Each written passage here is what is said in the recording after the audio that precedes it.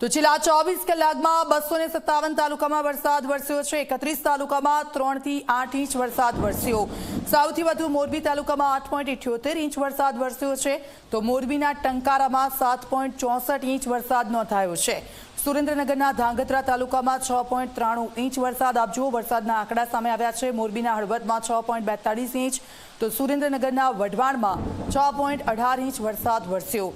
નર્મદાના તિલકવાડામાં 6.02 ઇંચ વરસાદ, તો નર્મદાના નાંદોદ અને ગરુડેશ્વરમાં 4.88 ઇંચ વરસાદ નોંધાયો છે।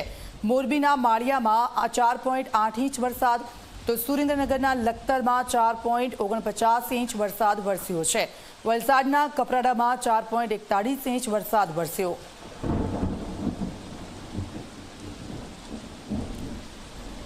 તો વરસાદી આંકડાઓ સામે આવ્યા છે અને આપ જુઓ વરસાદનું જોર સૌથી વધારે મધ્ય ગુજરાત તરફ રહ્યું છે। સૌરાષ્ટ્રમાં પણ છૂટોછવાયો વરસાદ હતો। છેલ્લા 24 કલાકમાં 257 તાલુકાઓ એવા છે કે જ્યાં વરસાદ વરસ્યો છે। 31 તાલુકાઓ એવા છે કે ત્યાં 3 થી 8 ઇંચ વરસાદ નોંધાયો અને સૌથી વધુ મોરબી તાલુકામાં 8.78 ઇંચ વરસાદ વરસ્યો।